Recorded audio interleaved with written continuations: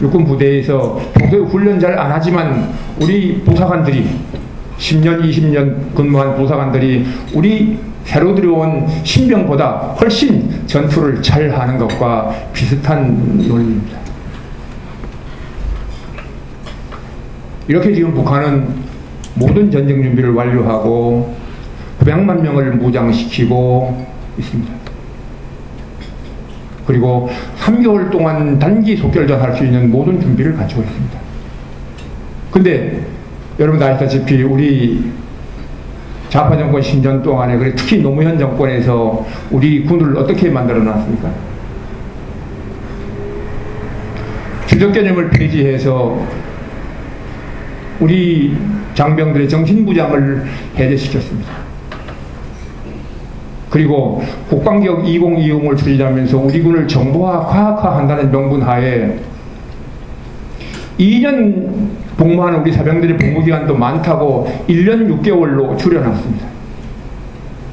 그리고 현역은 68만에서 50만으로 줄여놓고 예비군은 300만에서 150만으로 줄여놨습니다. 그럼 여러분 앞으로 만일 다시 전쟁에 붙으면 10년 이상 복무한 적개심이 충실한 900만의 북한군과 정신무장에 해제된 1년 6개월 내지 2년 근무한 200만의 우리 국군이 맞붙어 싸워야 됩니다. 여러분 어떻게 되겠습니까? 북한의 군사 전략인 선제 기습 공격, 전후방 동시 전장화, 단기 속결전입니다. 이 단기 속결전에서는 국력이 영향을 미치지 못합니다. 갑자기 배를 만들 수 있는 것도 아니고 갑자기 포탄을 만들 수 있는 것도 아니고 단기 속결전에서는 준비된 전쟁 준비를 가지고 싸울 수밖에 없습니다. 900만의 숙련된 북한군과 200만의 아마추어 한국군이 싸워야 될 상황이 올는지도 모릅니다. 다음 두 번째는 미국의 개입 차단입니다. 우리 김 박사님 미국에서 오셨는데 요즘 미국에서 우리 한국에 대해서 어떻게 생각하시는지 잘 모르겠는데 아마 우려를 많이 하시리라고 생각합니다.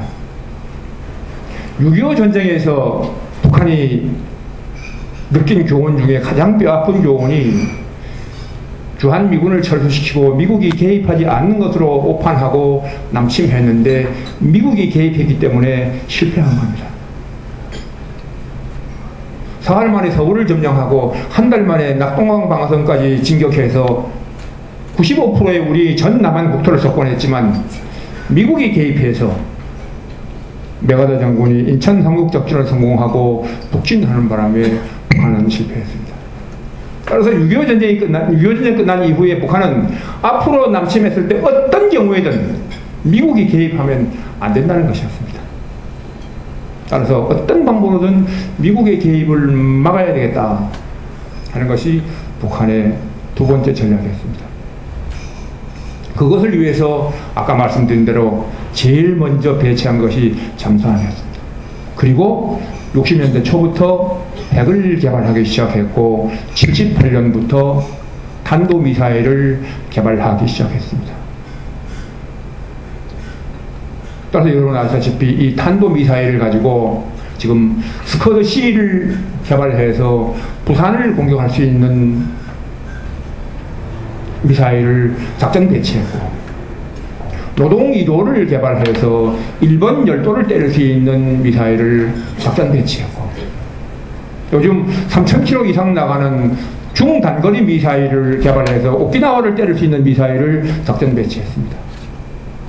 그리고 이제 나머지 미 본토를 때릴 수 있는 대포동 2호 미사일을 개발해서 여러분 아시다시피 2006년 7월 5일 날 최초로 시험 발사했고 지난 4월 5일 날 2차로 시험 발사했습니다.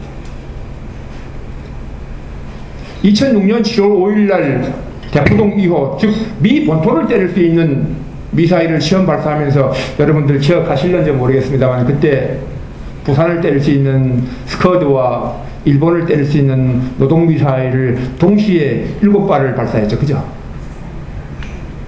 그리고 그 7월 5일은 무슨 날입니까? 우리는 7월 5일, 미국은 7월 4일, 그날은 230주년 독립기념일이었습니다. 독립기념일 휴일을 즐기고 있는 미국인들에게 미 본토를 때릴 수 있는 미사일을 북한이 날짜를 골라서 발사한 겁니다.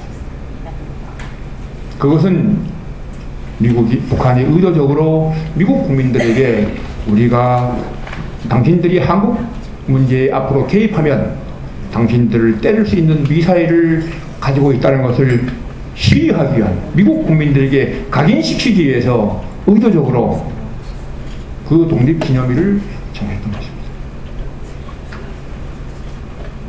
그리고 10월 9일 날 1차 핵실험을 했습니다. 그리고 여러분 아시다시피 지난 5월 23일 날 2차 핵실험을 했습니다. 5월 23일 날은 미국의 무슨 날입니까? 현충일이죠. 현충일. 그 현충일을 골라서 핵실험한 겁니다.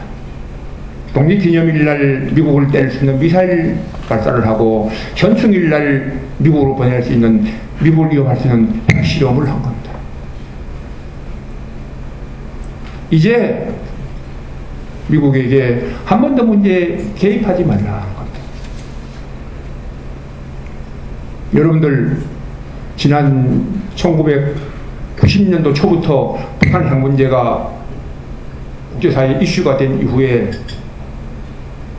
북한 핵 문제를 해결하기 위해서 우리는 전술 핵무기를 철수하고 한반도 비핵화를 선언하고 팀스푸드 훈련을 포기하고 정소를 지어주고 모든 조치를 다 하고 육자회담을 했지만 북한 핵 문제가 해결되지 않고 있습니다. 북한이 핵 문제를 해결하지 않는 것은 조금 전에 제가 말씀드린 대로 명확한 목적을 갖고 있기 때문입니다. 그 목적이 달성되기 전까지는 북한은 어떠한 경우에도 핵 문제를 해결하지 않을 겁니다. 북한이 핵을 개발하는 목적을 가장 적나라하게 이야기한 것이 있습니다.